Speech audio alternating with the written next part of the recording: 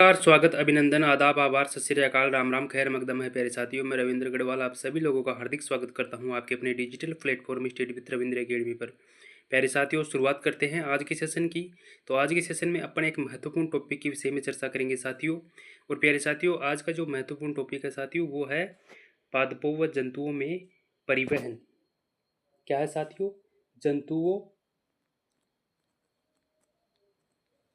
जंतुओं व पादपों में परिवहन।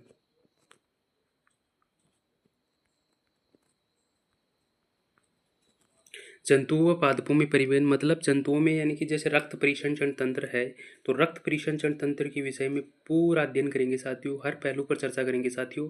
और इसी के साथ ही पादपों में परिवहन के रूप में जैसे जाइलम है, फ्लोएम है, किस प्रकार भोजन का निर्माण होता है, वो भोजन निर्माण होने के बाद किस प्रकार वो प्रत्येक पादप के प्रत्येक भाग तक पहुँचता है, वो सभी विषय पर अपन आज की इस वीडियो लेक्चर में अध्ययन करेंगे साथियों। और साथ ही रक्त परिसंचरण यानी रक्त में पाए जाने वाले विभिन्न प्रकार की जो अन्य अवयव है, आरबीसी, डब्ल्यूबीसी, प्लेटलेट्स, और किस प्रकार रक्त का हमारे शरीर में परिसंचरण होता है, उन सभी विषय पर आज के वीडियो लेक्चर में चर्चा करेंगे साथियों। और सभी प्रतियोगी परीक्षाओं में आपको इस टॉपिक से एक या दो क्वेश्चन देखने को मिलते हैं प्यारे साथियों। कई परीक्षाओं में यहाँ से एक ना एक क्वेश्चन तो जरूर देखने को ही मिलता है प्यारे साथियों। तो आप इस वीडियो के अंत तक बने रहिए, साथ में वीडियो को लाइक कीजिए, शेयर कीजिए। अगर पहले बार चैनल को विजिट कर रहे हैं तो चैनल को सब्सक्राइब कर लीजिए प्यारे साथियों। तो साथियों, आज का जो पहला क्वेश्चन है साथियों वो है कि रक्त है। रक्त क्या है?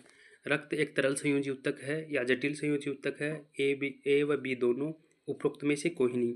तो साथियों मैं आपको बता दूं, रक्त एक तरल संयोजी उत्तक होता है साथियों। तरल संयोजी उत्तक किस प्रकार होता है थोड़ा सा अपन समझते हैं। यानी कि जो हमारा जो रक्त होता है, जो ब्लड होता है, उसके दो पार्ट होते हैं साथियों। यानी ब्लड है वो दो अवस्थाओं में पाया जाता है। एक तो होता है तरल अवस्था और एक होती है ठोस अवस्था। जो तरल अवस्था में पाया जाता है साथियों वो तो होता है प्लाज्मा। जो तरल अवस्था में पाया जाता है वो होता है साथियों प्लाज्मा। और जो ठोस अवस्था में पाया जाता है वो होती है साथियों कणिकाएं। अब कणिकाओं में कौन कौन सी कणिकाएं होती है? कणिकाएं होती है साथियों आरबीसी, डब्ल्यूबीसी और प्लेटलेट्स। तो साथियों, जो प्लाज्मा है वो तरल अवस्था में पाया जाता है, और साथ में जो कणिकाएं कणिकाएं कौन कौन सी? आरबीसी, डब्ल्यूबीसी और प्लेटलेट्स। ये सब ठोस अवस्था में पाई जाती है साथियों। तो साथियों, जो रक्त है वो होता है साथियों तरल संयोजी उत्तक होता है साथियों। तो इसका राइट आंसर होगा ए, तरल संयोजी उत्तक। नेक्स्ट क्वेश्चन की चर्चा करते हैं साथियों। रक्त में कितना प्रतिशत प्लाज्मा पाया जाता है? बहुत ही इंपॉर्टेंट क्वेश्चन है साथियों, कई बार एग्जामों में देखने को मिलता है। तो साथियों, रक्त में कितना प्रतिशत प्लाज्मा पाया जाता है? ऑप्शन है 55 से 60%, 20 से 30%, 40 से 45% और 10 से 15%।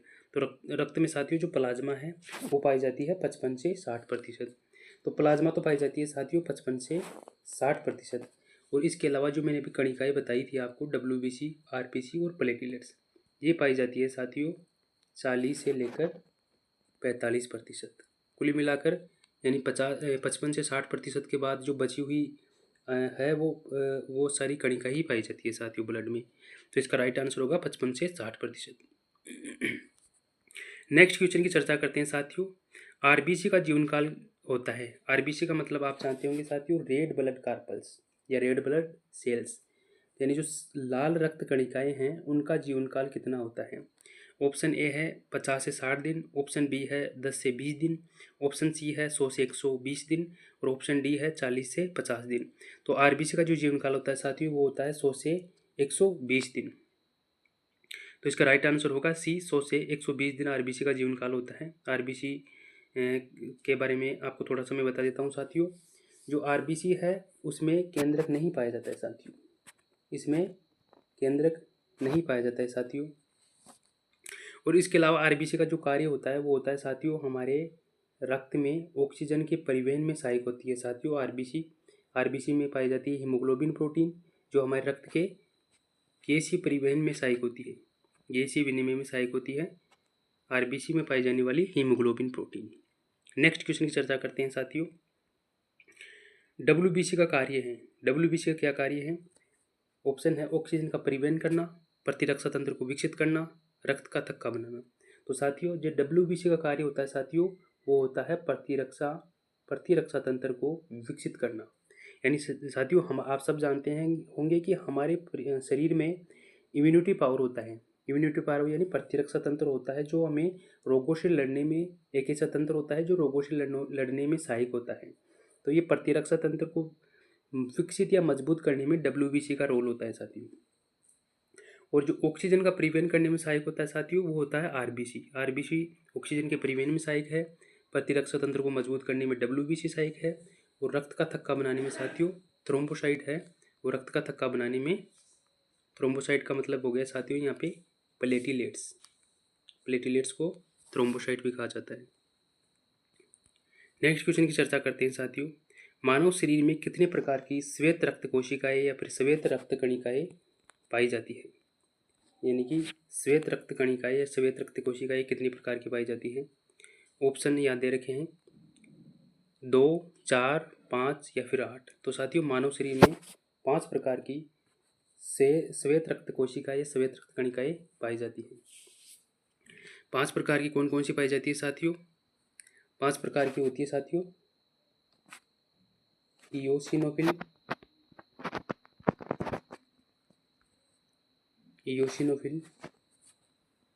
बेसोफिल और न्यूट्रोफिल।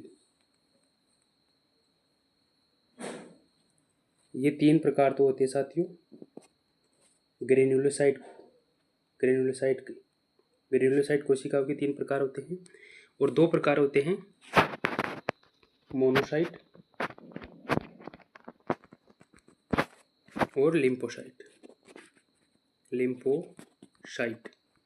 ये 2 प्रकार होते हैं साथियों।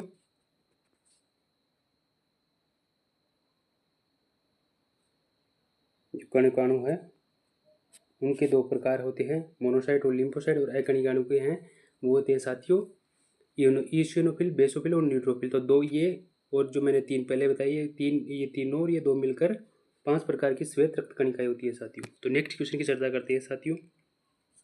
फुफ्फुसीय धमनी में किस प्रकार का रक्त प्रवाहित होता है? तो साथियों सबसे पहले तो मैं आपको बता दूं कि हमारे शरीर में जो रक्त के प्रवाह में 2 प्रकार की वाहिनिकाएं सहायक होती है साथियों। एक तो होती है धमनी और दूसरी होती है सीरा। तो इन दोनों का अलग अलग कार्य होता है। धमनी का अलग कार्य होता है साथियों और सीरा का अलग कार्य होता है। तो साथियों सबसे पहले जानते हैं अपन धमनी का क्या कार्य होता है। तो जो धमनी होती है वो हमारे हृदय से शुद्ध रक्त को हमारे शरीर के अन्य अंगों तक लेकर जाती है, वो होती है धमनियाँ। और जो शिराएँ होती है वो हमारे शरीर के विभिन्न अंगों में पाए जाने वाले अशुद्ध रक्त को अशुद्ध रक्त को अपने हृदय तक लेकर आती है साथियों। तो अशुद्ध रक्त को कौन लेकर आएगी? शिराएँ। और बाकी हृदय से शुद्ध रक्त को कौन लेकर जाएगी? वो होती है धमनियाँ। लेकिन साथियों आपको यहाँ याद रखना है, ये क्वेश्चन मैंने इसीलिए इस वीडियो लेक्चर पे ऐड किया है क्योंकि ये एक थोड़ा बहुत ही इम्पोर्टेंट क्वेश्चन हो जाता है। यानी कि एक तरीके से अपवाद स्वरूप ये क्वेश्चन बनता है कि धमनियों में बहता है तो शुद्ध रक्त है, लेकिन जो फुफ्फुसीय धमनी है उसमें अशुद्ध रक्त बहता है। यानी कि फुफ्फुसीय धमनी वो होती है जो ब्लड को अपने फुफ्फुस से अपने हार्ट में लेकर आती है, तो वो धमनी होती है फुफ्फुसीय धमनी। तो इसमें अशुद्ध रक्त बहता है साथियों। साथियों जो फुफ्फुसीय धमनी होती है उसमें अशुद्ध रक्त बहता है, लेकिन ये क्या करती है अपने ब्लड को हृदय से फुफ्फुस तक लेके जाती है और फिर फुफ्फुस से वापस यानी कि जो अपने फेफड़े हैं वहाँ से फिर शुद्ध रक्त शिराओं के द्वारा वापस अपने हार्ट में आता है। तो साथियों याद रखिएगा जो फुफ्फुसीय धमनी है उसमें अशुद्ध रक्त प्रवाहित होता है साथियों। और अगर फुफ्फुसी शिरा की बात करें तो वहाँ पर उसमें शुद्ध रक्त प्रवाहित होता है। तो ये बहुत ही इंपॉर्टेंट क्वेश्चन है साथियों। कुल मिलाकर आपको फाइनली याद रखना है कि फुफ्फुसीय धमनी में अशुद्ध रक्त प्रवाहित होता है। नेक्स्ट क्वेश्चन की चर्चा करते हैं कि मानव शरीर में सामान्य रक्तदाब होता है, यानी अपना जो ब्लड प्रेशर है वो कितना होता है। तो साथियों याद रखिएगा 120/80 mmHg जो है वो हमारे शरीर का सामान्य रक्तदाब होता है। जनरली कई बार एग्जामों में ये क्वेश्चन आता है, तो नॉर्मली आपको फैक्ट के रूप में डायरेक्टली याद रखना है 120/80 mmHg है वो सामान्य रक्तदाब यानी BP है वो ये इस प्रकार मात्रा पाई जाती है। मानव शरीर के हृदय स्पंदन को मापने के लिए सहायक यंत्र हैं। यानी मानव शरीर के हृदय स्पंदन को मापने में कौन से यंत्र काम में लिए जाते हैं? वो ऑप्शन है स्पेग्नोमीटर, स्टेथोस्कोप, एंडोस्कोपी या फिर बैरोमीटर। तो मानव शरीर के हृदय स्पंदन को मापने में जो सहायक यंत्र है, हृदय स्पंदन को मापने में सहायक यंत्र है, वो साथियों होता है स्टेथोस्कोप। स्टेथोस्कोप है वो हृदय स्पंदन को मापने में सहायक होता है साथियों। और जो एंडोस्कोप होता है वो होता है हमारे शरीर के आंतरिक अंगों की जानकारी, यानी कि जैसे एंडोस्कोप को अपने मुंह से अंदर डाला जाता है और उसके बाद में शरीर के विभिन्न पार्ट्स की वहाँ पे उनको देखा जाता है, उनकी जांच की जाती है। और बैरोमीटर होता है साथियों, बैरोमीटर क्या कार्य करता है? ये वायुमंडलीय दाब के मापने में सहायक होता है, वायुमंडलीय दाब मापने में बैरोमीटर सहायक होता है साथियों। और जो स्पाइगनोमीटर है वो होता है हमारे शरीर में जो बीपी होती है, ब्लड प्रेशर, उसको मापने में सहायक होता है। तो साथियों इसका राइट आंसर होगा हृदय स्पंदन में स्टेथोस्कोप को काम में लिया जाता है साथियों। नेक्स्ट क्वेश्चन की चर्चा करते हैं। रक्त परिसंचरण की खोज की थी, रक्त परिसंचरण की खोज किसने की थी? लैंडस्टेनर और फिनर ने, विलियम हार्वे ने, विलियम जेम्स ने या फिर स्टीनर ने? तो साथियों रक्त परिसंचरण की खोज की थी विलियम हार्वे ने। तो रक्त परिसंचरण की खोज करने वाले जो वैज्ञानिक थे वो थे विलियम हार्वे। नेक्स्ट क्वेश्चन की चर्चा करते हैं साथियों। मानव रुधिर का पीएच होता है 7.2, 7.8, 6.6 या फिर 7.4। तो साथियों मानव शरीर का जो पीएच मान होता है इसका राइट आंसर होगा डी, 7.4 होता है। मानव शरीर का पीएच मान 7.4 होता है साथियों, यानी हल्का सा क्षारीय होता है साथियों। आपको पता है कि जो 7 पे पीएच मान होता है वो उदासीन होता है और उससे थोड़ा सा आगे पीछे होता है वो उसी प्रकार का अपना वैल्यू मान दर्शाता है। तो साथियों मानव शरीर का रुधिर का जो पीएच मान है वो 7.4 यानी हल्का सा क्षारीय होता है साथियों। सबसे बड़ा श्वेत रुधिराणु है साथियों, बहुत ही इंपॉर्टेंट क्वेश्चन है साथियों। सबसे बड़ा श्वेत रुधिराणु, ये जो 2023 में जो थर्ड ग्रेड की परीक्षा लगी थी, थर्ड ग्रेड में आया हुआ क्वेश्चन है, साइंस में थर्ड ग्रेड में आया हुआ क्वेश्चन है कि सबसे बड़ा श्वेत रुधिराणु है। तो इसमें ऑप्शन है लिम्फोसाइट, मोनोसाइट, थ्रोम्बोसाइट, इरिथ्रोसाइट। तो सबसे बड़ा श्वेत रुधिराणु होता है साथियों मोनोसाइट, जो मैंने अभी आपको बताया था। श्वेत रुधिर कणिकाओं में जो मोनोसाइट होता है वो सबसे बड़ा श्वेत रुधिराणु या सबसे बड़ी WBC होती है साथियों। नेक्स्ट क्वेश्चन की चर्चा करते हैं साथियों। निम्न में से किस को RBC का कब्रिस्तान कहा जाता है, यानी RBC का कब्रिस्तान किसे कहा जाता है? ऑप्शन है यकृत, प्लीहा, हृदय या मस्तिष्क। तो साथियों फैक्ट आपको ध्यान रखना है कि जो RBC का कब्रिस्तान है वो प्लीहा को कहा जाता है साथियों, प्लीहा को RBC का कब्रिस्तान भी कहा जाता है। नेक्स्ट क्वेश्चन की चर्चा करते हैं साथियों। मानव शरीर में हीमोग्लोबिन की कमी से होने वाला रोग कौन सा है? तो साथियों ऑप्शन है डायबिटीज, कैंसर, हैजा, एनीमिया। तो मानव शरीर में हीमोग्लोबिन की कमी से एनीमिया रोग होता है साथियों। चाहे इसे हीमोग्लोबिन की कमी हो या RBC की कमी हो या फिर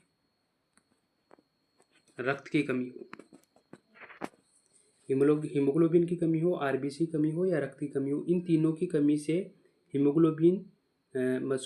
एनीमिया रोग होता है साथियों। क्योंकि आपको पता है साथियों अगर आदमी के शरीर में, किसी स्वस्थ मनुष्य के शरीर में यदि रक्त की कमी होती है तो जाहिर सी बात है कि उसके ब्लड में RBC की भी कमी होगी, क्योंकि जो RBC में ही RBC जो रक्त में पाई जाती है, तो RBC कमी होगी तो हीमोग्लोबिन की कमी होती है साथियों। तो मानव शरीर में हीमोग्लोबिन की कमी से होने वाला रोग होता है एनीमिया। नेक्स्ट क्वेश्चन की चर्चा करते हैं साथियों। सामान्य वयस्क व्यक्ति में कुल कितना रक्त होता है, यानी एक जो स्वस्थ सामान्य व्यक्ति होता है उसके शरीर में कुल कितना रक्त पाया जाता है? ऑप्शन है 3 से 4 लीटर, 8 से 10 लीटर, 5 से 6 लीटर, तो 10 से 12 लीटर। तो साथियों याद रखिए सामान्य वयस्क व्यक्ति में कुल 5 से 6 लीटर रक्त पाया जाता है साथियों। और एक महिला होती है, उस महिला में माना जाता है कि आदमी से आधा लीटर रक्त कम पाया जाता है, आधा लीटर रक्त कम पाया जाता है। यानी कि मान लो अगर किसी आदमी में 6 लीटर रक्त है तो महिला में 5.5 लीटर पाया जाएगा साथियों, 5.5 लीटर पाया जाएगा। अगर महिला है तो पुरुष में 6 लीटर, ऐसे जनरली माना जाता है। ज़रूरी नहीं है कि भाई कम पाया ही जाए, लेकिन ऐसा माना जाता है। ऐसे कई बार अपने जो एक्सपेरिमेंट किए गए उनमें देखा गया है साथियों। आरएच कारक की खोज किसने की? ऑप्शन है हेक्सले, लैंड स्टीनर, डार्विन या वेलेस। तो साथियों आरएच कारक की खोज की थी लैंड स्टीनर व विनर ने। अच्छा, आरएच कारक होता क्या है साथियों? आरएच कारक होता है एक एंटीजन होता है साथियों। आरएच कारक एक एंटीजन होता है जो कि आरबीसी के ऊपर पाया जाता है साथियों। ये कहाँ पाया जाता है? हमारे ब्लड में पाई जाने वाली आरबीसी के ऊपर आरएच एंटीजन पाया जाता है साथियों। तो आरएच कारक की खोज की थी साथियों लैंड स्टीनर व विनर ने। तो इसका राइट आंसर होगा बी। नेक्स्ट क्वेश्चन की चर्चा करते हैं। सर्वग्राही रक्त समूह है, बिल्कुल बहुत ही आपको रेलवे, एसएससी, ग्रुप डी, इन कई एग्जामों में ऐसे क्वेश्चन आपको जनरली देखने को मिल जाते हैं साथियों। सर्वग्राही रक्त समूह है, ऑप्शन है A B, A B O. तो साथियों सर्वग्राही रक्त समूह होते हैं साथियों ए बी। और साथ में अगर ए बी पॉजिटिव या नेगेटिव की बात करें तो ए बी पॉजिटिव, याद रखिएगा साथियों ए बी पॉजिटिव। और अगर आपको यहाँ पूछा जाए कि सर्वदाता रक्त समूह होता है तो सर्वदाता होगा साथियों ओ। सर्वदाता होता है अपना जो ओ है, और ओ में भी देखा जाए तो ओ नेगेटिव होता है वो सर्वदाता होता है, और ए बी पॉजिटिव होता है वो सर्वग्राही रक्त समूह होता है साथियों। नेक्स्ट क्वेश्चन की चर्चा करते हैं। माँ के दूध में पाई जाने वाली प्रतिरक्षी कौन सी है? ऑप्शन ए है IgG, option B IgM, option C IgD और ऑप्शन डी है आईजीए। तो साथियों मानव के दूध में पाई जाने वाली प्रतिरक्षी है आईजीए। ऑप्शन जो डी है वो राइट आंसर होगा साथियों। ये भी बहुत ही इंपॉर्टेंट क्वेश्चन है साथियों। ये जो एक बार मैंने एनवीएस का एग्ज़ाम दिया था तो एनवीएस के एग्ज़ाम में यहाँ से डायरेक्ट क्वेश्चन आया हुआ है साथियों। तो जो माँ के दूध में पाई जाने वाली प्रतिरक्षी होती है साथियों वो होती है आईजीए। नेक्स्ट क्वेश्चन की बात करते हैं साथियों। इरिथ्रोब्लास्टोसिस फिटेलिस का प्रमुख कारण है साथियों। इरिथ्रोब्लास्टोफिटेलिस एक रोग होता है जो क्या होता है साथियों कि अगर कोई पुरुष जिसका रक्त समूह आरएच पॉजिटिव है और महिला का रक्त समूह आरएच नेगेटिव है, तो अगर महिला का रक्त समूह आरएच नेगेटिव और पुरुष का रक्त समूह आरएच पॉजिटिव होगा तो उनकी शादी होने के बाद में जो पहली संतान होती है साथियों वो तो सामान्य होती है साथियों, लेकिन जो दूसरी संतान होती है वो या तो उसकी गर्भावस्था में मृत्यु हो जाती है या फिर उसकी जन्म के बाद में उसकी मृत्यु हो जाती है साथियों। तो इरिथ्रोब्लास्टोफिटेलिस का प्रमुख कारण होता है साथियों आरएच बेजोड़ता, यानी आरएच कारक की बेजोड़ता के कारण ही ये जो इरिथ्रोब्लास्टोफिटेलिस रोग होता है जिसमें आरएच प्लस वाला आदमी और आरएच नेगेटिव महिला, इनकी शादी के बाद में जो दूसरी संतान होती है साथियों, याद रखिएगा ये क्वेश्चन आया कई बार आता है। दूसरी संतान याद रखना, दूसरी संतान है वो या तो गर्भावस्था में या फिर जन्म के बाद उसकी मृत्यु हो जाती है साथियों। तो इसका जो राइट आंसर होगा साथियों आरएच बेजोड़ता का मतलब आरएच पॉजिटिव और आरएच नेगेटिव इनका जो जब होता है संयम तो उनसे क्या होता है साथियों तो आरएच बेजोड़ता हो जाती है, तो इससे इरिथ्रोब्लास्टोफिटेलिस रोग हो जाता है साथियों।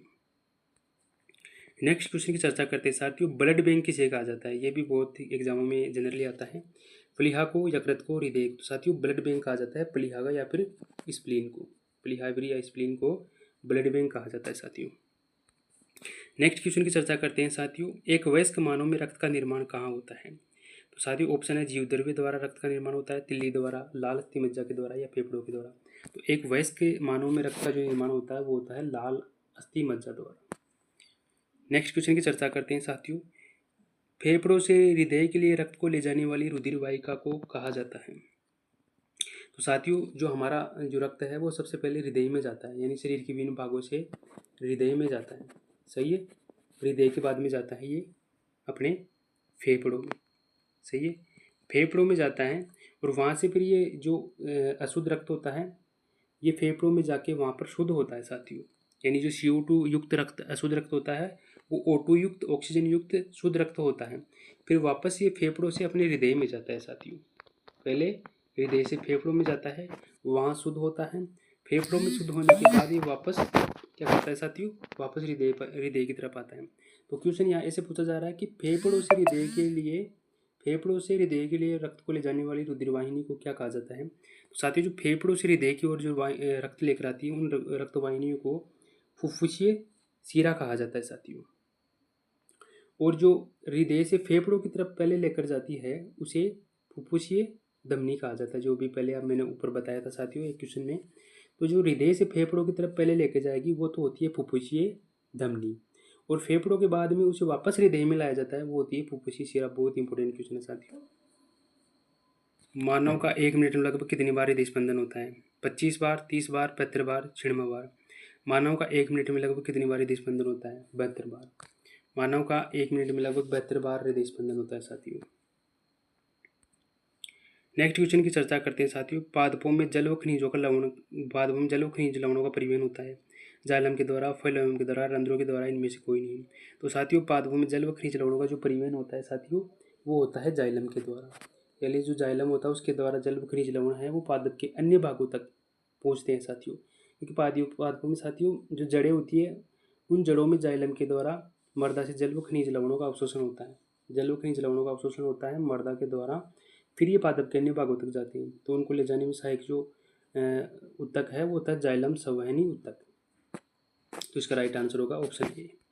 नेक्स्ट क्वेश्चन की चर्चा करते हैं साथियों। पादपों के विभिन्न भागों में भोजन का परिवहन किस उत्तक के द्वारा होता है? यानी कि साथियों, जो हमारे पादप की पत्तियां हैं उनमें प्रकाश संश्लेषण के द्वारा भोजन का निर्माण होता है साथियों। तो भोजन का निर्माण होने के बाद में वो भोजन है वो पादप के अन्य यानी कि उनकी जो जड़, तना, शाखाएं वहाँ तक पहुँचने का पहुँचता है। कहाँ से? पत्तियों से जाता है।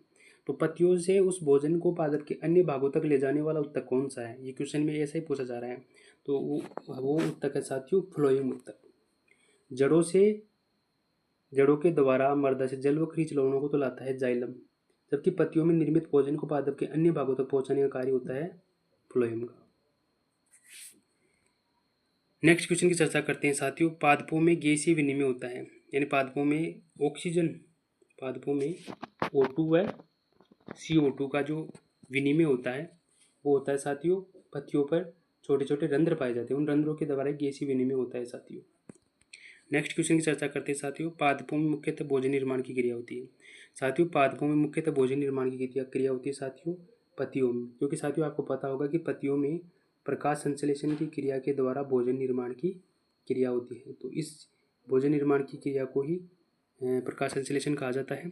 तो ये क्या करता है कि जो पादप की मुख्यतः पत्तियां इसमें इंपॉर्टेंट रोल निभाती है भोजन निर्माण में साथियों। तो इसका राइट आंसर होगा साथियों ऑप्शन सी, पत्तियों में प्रकाश संश्लेषण के द्वारा भोजन निर्माण का कार्य होता है साथियों। तो आज का सेशन साथियों यही समाप्त होता है। मिलते हैं नेक्स्ट सेशन में, और उम्मीद करता हूँ कि आज का आपका सेशन बहुत ही अच्छा रहा होगा। अगर सेशन अच्छा लगे तो वीडियो को लाइक कीजिए, शेयर कीजिए, और अगर पहले बार चैनल पर आए हो तो इस चैनल को सब्सक्राइब कर लीजिए, साथ में बेल आइकन को प्रेस कर लीजिए, ताकि तब जब भी कोई वीडियो अपलोड हो तो तुरंत आपके पास नोटिफिकेशन आ जाए साथियों। तो मिलते हैं एक नए सेशन में, तब तक के लिए टाटा बाय बाय साथियों।